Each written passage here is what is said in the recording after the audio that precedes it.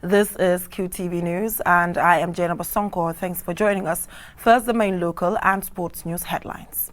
As President Barrow Meet the People tour continues, he announces that 50 tractors have been secured for farmers. President Barrow on Tuesday visited 2 skills training centers on the sidelines of his ongoing tour. Baroness Patricia Scotland, the Commonwealth Secretary-General, met President Adama Barrow on Wednesday as part of our visit to the Gambia.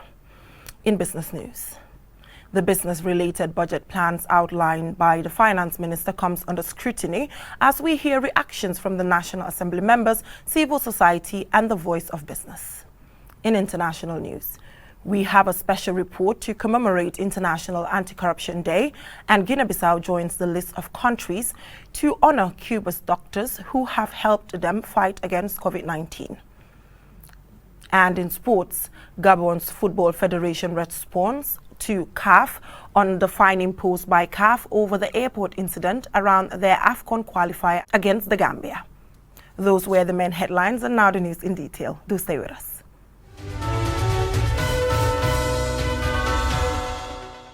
Thank you for joining us, and now the local news in detail. Addressing large crowds in Jokado and Lower Badibu districts, President Barrow announced his government has secured 50 new tractors for Gambian farmers. Aliou Cisse has the rest of that. Agriculture is a key employer and contributor to the country's economy. However, farmers have over the years complained of the lack of adequate farming equipment and inputs. Speaking at meetings in Kerngor in Jokado and Baburukunda in Lower Badibu on Tuesday, President Barrow reveals that 50 tractors have been secured and are on its way to the Gambia. He said the tractors are meant for the farming community. Shifting attention to the groundnut trading season, he said farmers are at liberty to sell their groundnuts to any dealer. But the president was quick to implore on farmers to sell their groundnuts to the government, as it will help government in this data collection and guide its support to the farmers. According to him, the subsidized fertilizer for farmers has cost government over $200 million. Gambians, he promised, will realize developments they have not seen in the previous governments. Kalabe mbas no hedu bi chapande jowide lepp lo xamne ñakon nga ci juroom fukki at ci ginaaw de kebanu dum laaw jawara wala amul ci president jawara de kebanu dum laamu ya jamme mu amul ci nguur ya jamme on kebanu dum laamu president Barrow ko amé ci nguur Adama Barrow bi Hamad Nkeba, Minister of Tourism, said government welcomes the idea of diaspora voting and will implement it when the instrument guiding the process is put in place. One thing is clear. It will never be selective. Every Gambian, wherever you may live, you are entitled to, you must have it. We cannot be selective, choosing people of particular countries and eliminating others. They must, and it must be general for every Gambian. He warns against any attempt to threaten the existing peace and stability, stressing that the law will be duly applied on anyone found wanting. Ami Fabre, Minister of Agriculture, said government was able to fulfill its promise of timely supply of fertilizer to farmers. At both meetings, the people expressed concerns over the lack of good road networks, inadequate water and electricity supply, and health facilities. They are hoping the government will take their concerns serious and help address them. The president said all the concerns are noted and action will be taken. On Wednesday, the president held meetings in Darulilwan in Central Badibu and Farafenye. On Thursday, the delegation will hold meetings in Sarakunda in Sadak Sanjal district and Balangar Kernderi in Lower Salom before a night stop in Janjambure. Reporting for QTV News from Farafenye in the North Bank region, I am Aliou Cisse. President Adama Barrow on Tuesday visited 2 skills training centers in Jokado and Lower Badibu on the sidelines of his ongoing tour. The president used the visit to implore Gambians to acquire skills. Aliou Cisse again. The sidelines visit took the president to Africa Agro Action Company Limited Skills Center in Kerjarga, Jokado, where young people are trained in the production and machinery of compressed stabilized earth blocks for constructing eco-friendly low-cost houses. The center also supports the enhancement of the agricultural value chains in the Gambia. With funding from Youth Empowerment Project YEP, these young people are trained in the production and construction of these blocks. The training was conducted by the AF Builders Association. The next place visited was Njawara Agricultural Training Center in Lower Badibu. Here, these youngsters are undergoing a 3-month training in sustainable agricultural techniques to improve farm production. Mama Mane, director of Njawara Agricultural Training Center, and Lamin Job, founder of Africa Agro Action, led the president on a tour of the site, during which they briefed him about their centers. Some are specialized in horticulture, some are specialized in poultry, some are specialized in small ruminant. So we have poultry production side there, where they have classes also, practical and theory. So what you learn at the class here is only 25%. 75% is practicals, because it's purely TVET education. But what we are doing here, one bag of cement can give you at least 70 bags of 70 blocks. Now these blocks again are in different sizes. Yeah, one bag of cement. Yeah, you mix it with only. It's gravel, sand dust. Clay, gravel dust. Okay. Like if you have the gravel, you just sieve it, and the gravel dust is what you use to come up with the molds, and they are very, very strong. President Barrow said he was inspired by what he saw as he encouraged Gambians to acquire skills to productively contribute to nation building. He recognizes the importance of smart agriculture to attaining food security. Rehabilitated 12 mixed farming centers. And what we want to do in those mixed farming centers is smart agriculture. To train people so that they can go back to their villages and train their people also. This is what we want to do. In smart agriculture, you don't need a big land. No. You have a land even 40 by 40, 20 by 20, you can survive on it. The president observed with dismay that most of the entrepreneurial and skilled work are manned by foreigners. I think everybody cannot sit in the office. We have to have other people who are in the field to produce for the consumption of this country. But if you look at in all the areas, foreigners are the one occupying our position in those areas. Corner shop is a very simple business to run. How many Gambians are running a corner shop? Very few Gambians. How many Gambians are professional tailors? Very few. How many Gambians are mechanics? Very, very few. And these are skills that we can learn. And we can do it. And the market is here. Why not? Acquiring skills make one both self-reliant and a job creator. It is hoped that these youngsters will utilize the skills for positive gains. Reporting for QTV News, I am Aliu Sise. On to some business news. The business-related budget plans outlined by the Finance Minister came under scrutiny as we hear reactions from National Assembly members, civil society and the voice of business. The 2021 fiscal year is around the corner and government has put up new revenue measures on how it intends to administer tax on businesses, striking a balance between economic growth and the survival of business during the coronavirus pandemic, appears to have defined the government's new revenue measures. To align the voluntary VAT registration threshold with the mandatory threshold increasing at the beginning of the year, the voluntary threshold will now be increased from 500,000 to 1 million. To improve reporting and reduce risk of misreporting, all taxpayers categories as large taxpayers will be obliged to file their audited financial statements along with their annual tax returns. The revenue measures will see a cut, elimination and tax increment on some goods and services. The expenditure of government in the proposed budget with a more than $5 billion deficit depends on how much government can effectively generate revenue, which is projected to increase. To do this, the Ministry of Finance plans to be more effective in its tax administration efforts. To reduce the cost of doing business, investors and sole proprietors in the informal sectors will be exempt from payment of payroll tax henceforth. Henceforth, payroll tax will only be administered on the formal sector as defined by the regulations. The environmental tax of $1 per employee and the air transport levy will no longer exist in the next fiscal year.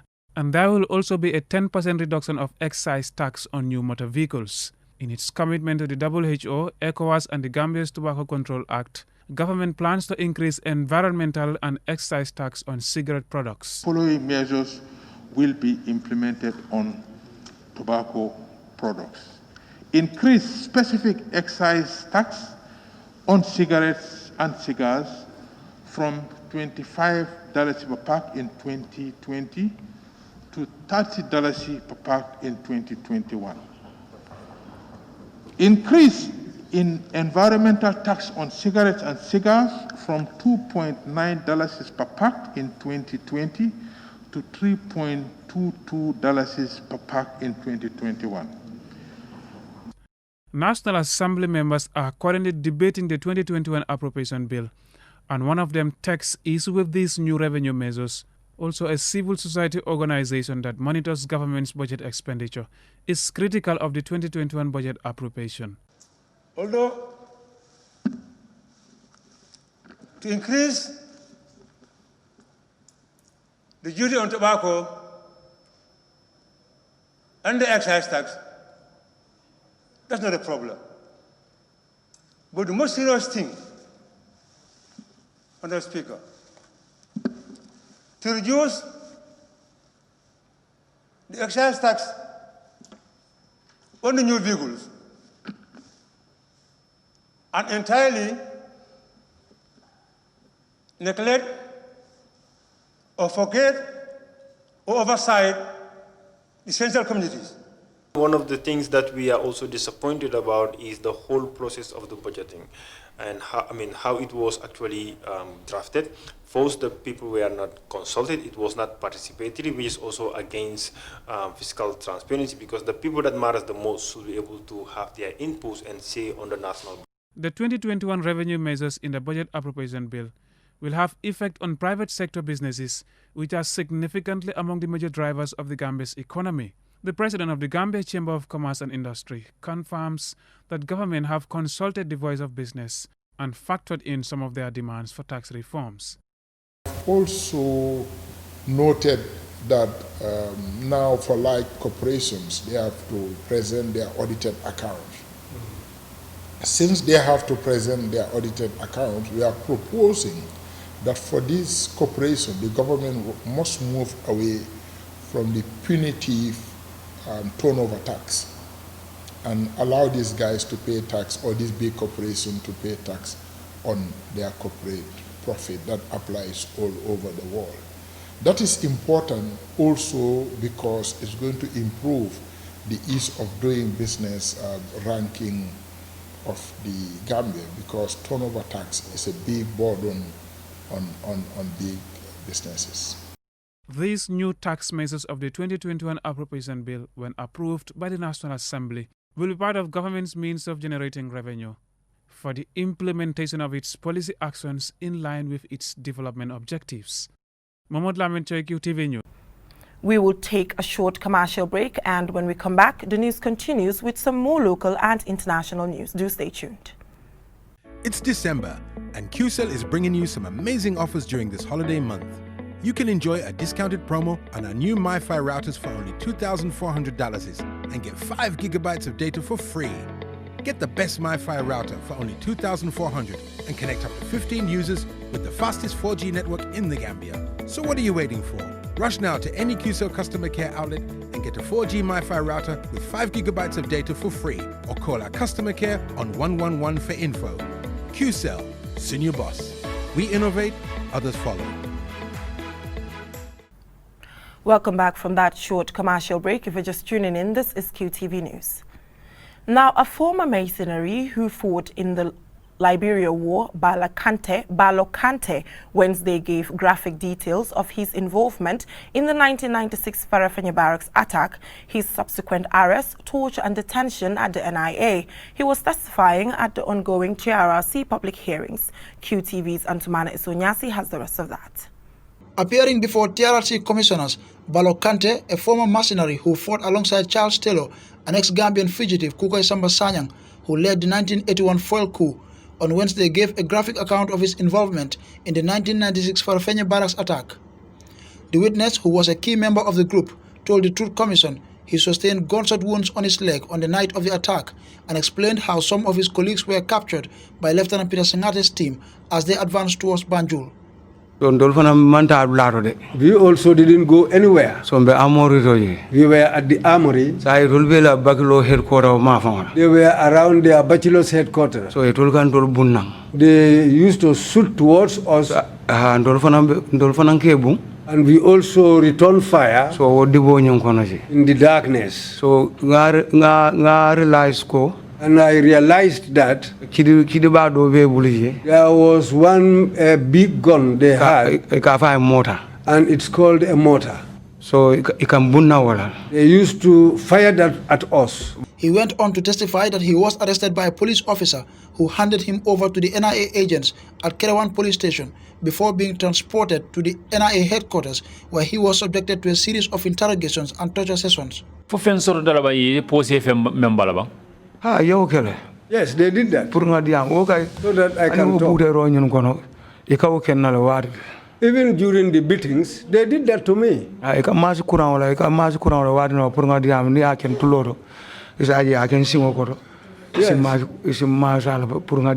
Yes, they electrocuted me sometimes.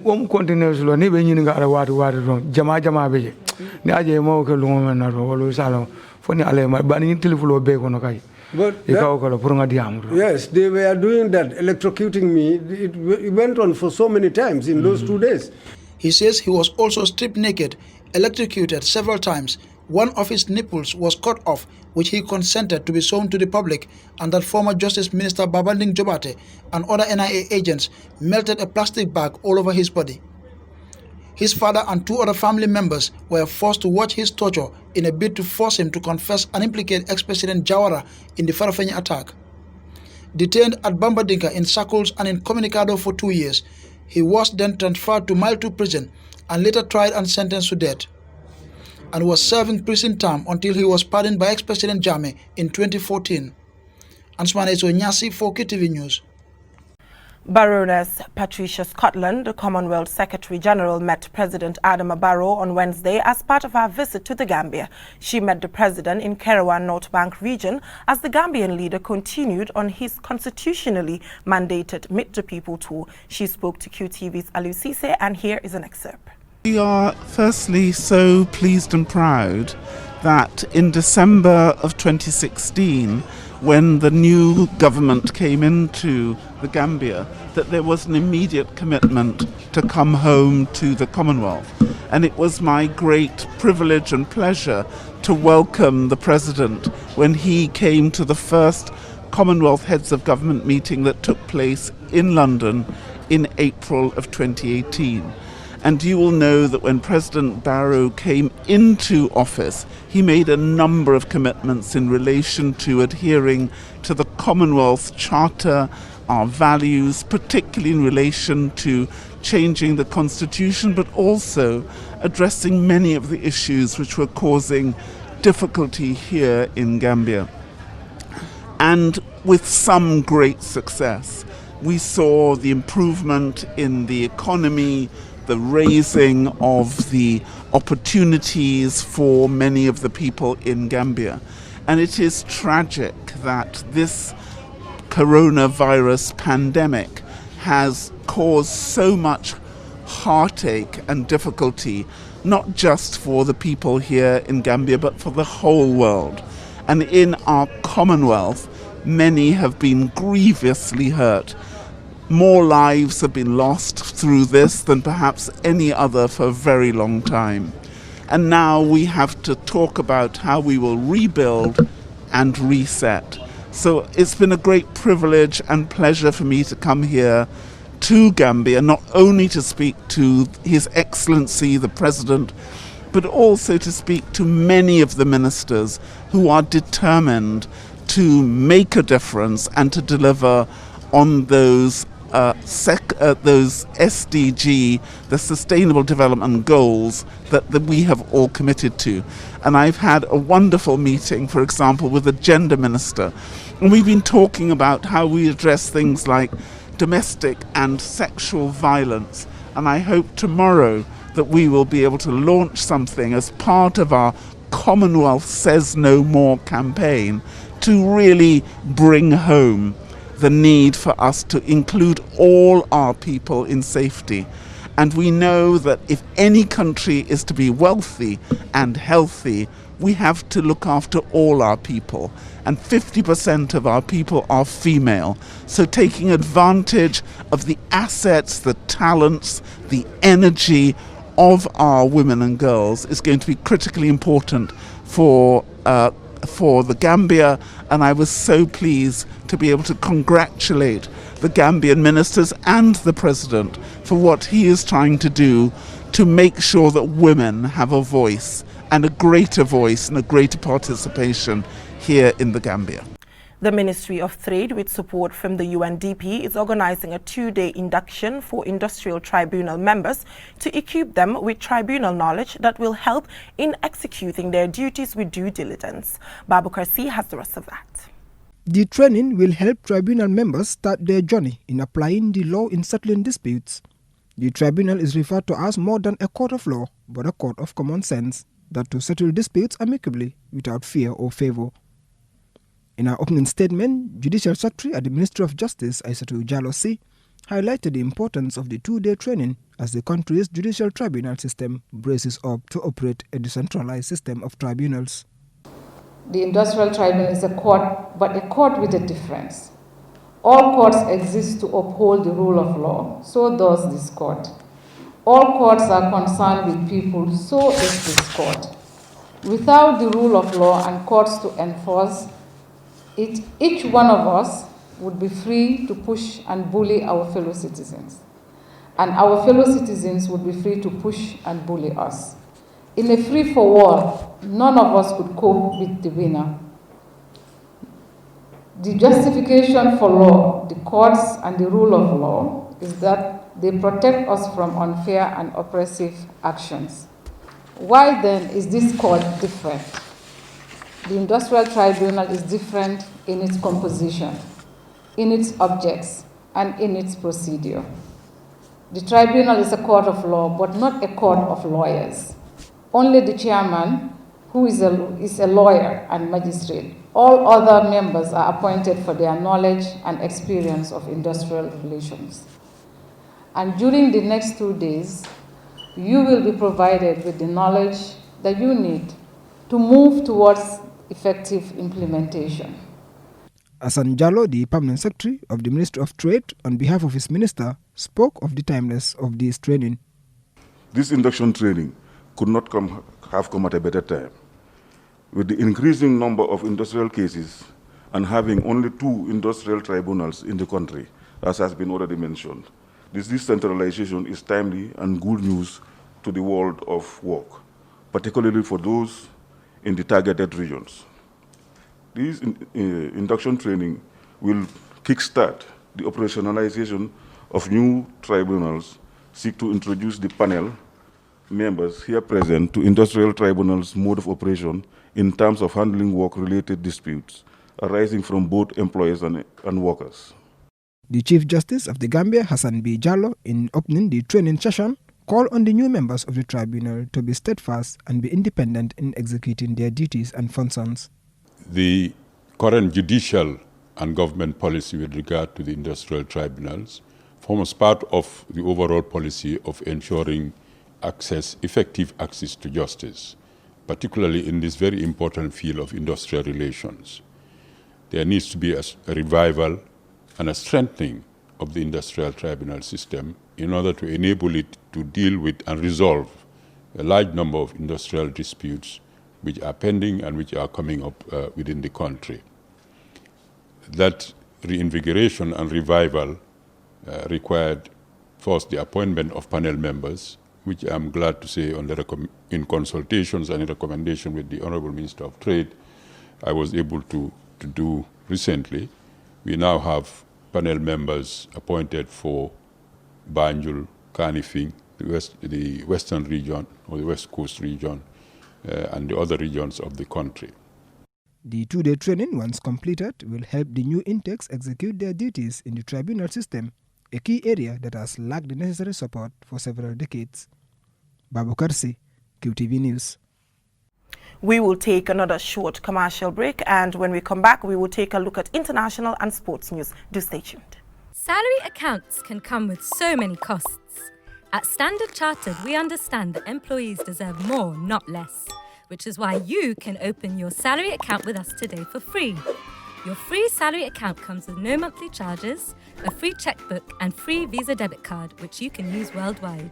Your salary account also grants you access to loans with higher amounts, competitive rates and with longer repayment periods, giving you peace of mind to focus on the things that really matter. Enjoy more with the Standard Chartered free salary account today.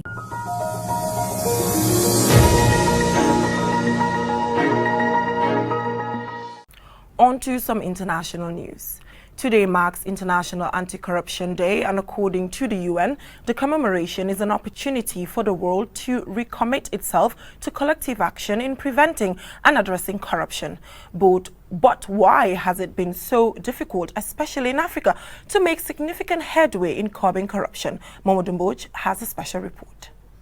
This year's theme is Recover with Integrity to Build Forward Better, quite clearly reflecting the devastating consequences of COVID-19 on governance institutions, the economy, and society. The world has been marking the day since 2003, when it was designated by the UN General Assembly on 31st of October.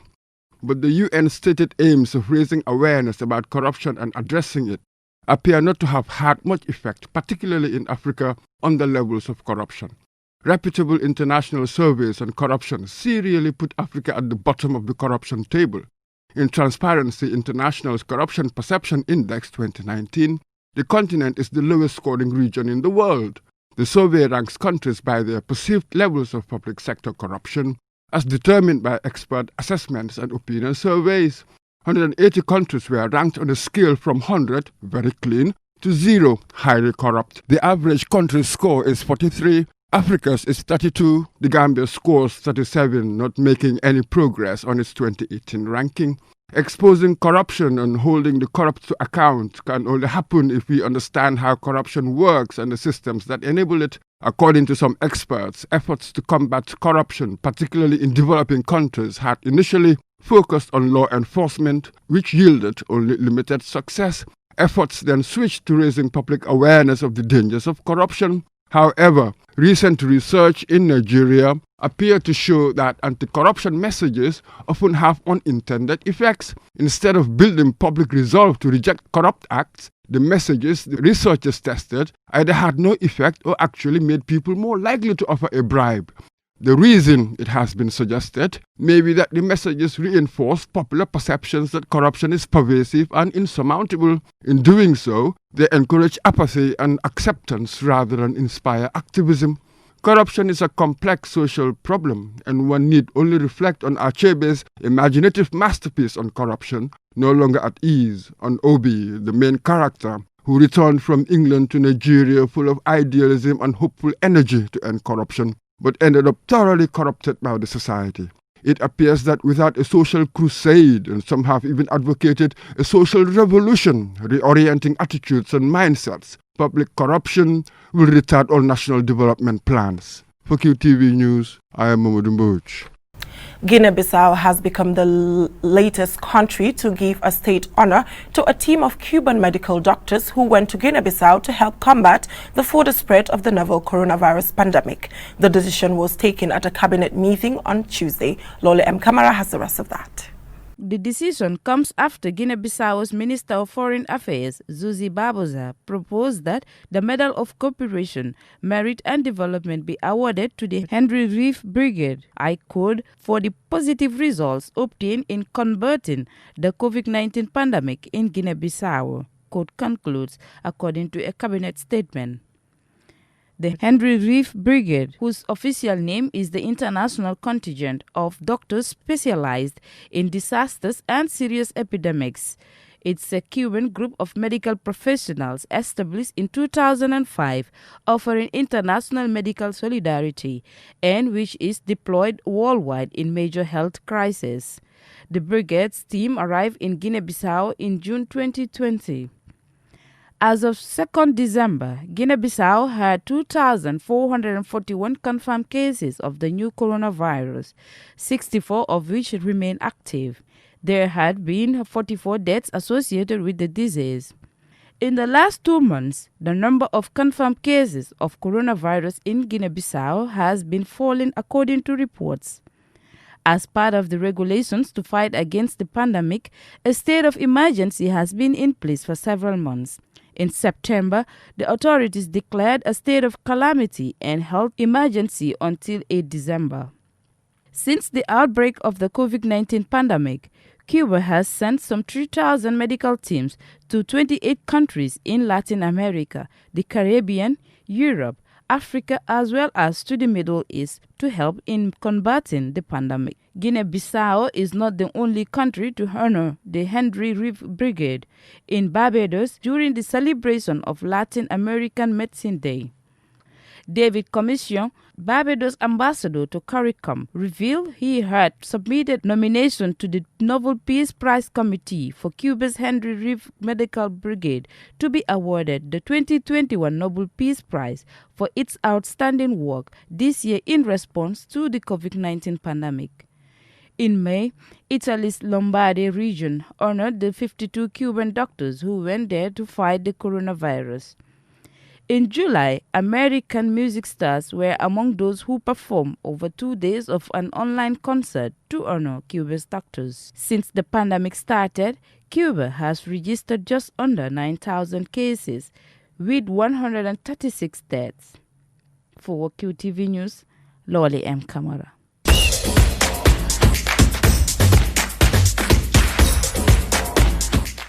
On to some sports news. African football's governing body, the Confederation of African Football (CAF), has ruled against Gambia for an incident involving Gabon ahead of their recent AFCON qualifier in Gambia.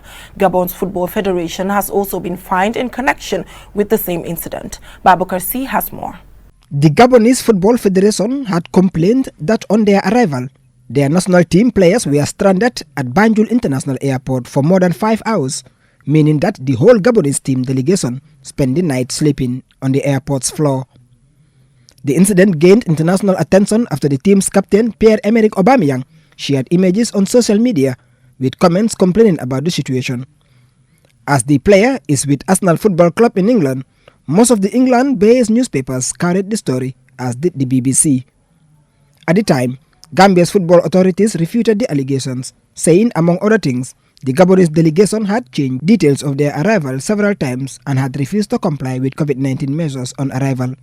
In spite of this denial, CAF's disciplinary body found against the Gambia Football Federation, hitting them with a $100,000 fine, of which $50,000 is suspended on the condition that the federation is not found guilty of a similar offense within a period of 24 months. For Aubameyang's part in the affair, and in particular his social media post, the Gabonese Football Federation was also hit with a fine. The disciplinary board found that Aubameyang had published offensive and degrading material that undermines the honor and image of the Confederation of African Football and breached values of sportsmanship and integrity. Although there was a much lesser fine, Gabon's Football Federation, FEGAFOOT, has wasted little time in replying and has done so with fury and indicated that they will appeal. They had issued a press release which states, among other things, following the decision of the CAF Disciplinary Committee relating to the mistreatment suffered by the Gabonese delegation at Banjul Airport, a meeting of the FEGAFOOT Emergency Committee extended to the Legal Committee will take place on Wednesday, December 9, 2020 from 8 a.m. at the federal headquarters. Already, FEGAFOOT is very outraged by the decision of the CAF Disciplinary Commission, which has focused more on the financial aspects to the detriment of sports ethics. Aware that the disgraceful treatment inflicted on the Gabonese selection is part of medieval practice, FEGAFOOT undertakes to seize the CAF Appeal Committee as soon as possible and will use all avenues of appeal so that fairness sporty be preserved. End of quote. At the time of this broadcast, FEGAFOOT had yet to issue the results of their special meeting, and the Gambia Football Federation had yet to issue any response to the decision. Babukarsi, QTV News. Before we end this news bulletin, let's take a quick look at our main stories. As President Barrow's Meet the People tour continues, he announces that 50 tractors have been secured for farmers. President Adama Barrow on Tuesday visited 2 skills training centers on the sidelines of his ongoing tour. Baroness Patricia Scotland, the Commonwealth Secretary-General, met President Adama Barrow on Wednesday as part of her visit to the Gambia.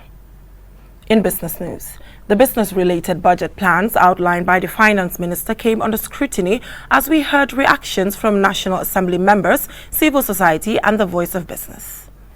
In international news, we had a special report to commemorate International Anti-Corruption Day. And Guinea-Bissau has joined the list of countries to honor Cuba's doctors who had helped them fight COVID-19. In sports news, Gabon's Football Federation has responded to the fine imposed by CAF over the airport incident around their AFCON qualifier against Gambia. Well, that is all we have for you in this edition of QTV News. Do join us tomorrow, same time for more news. Thanks for watching.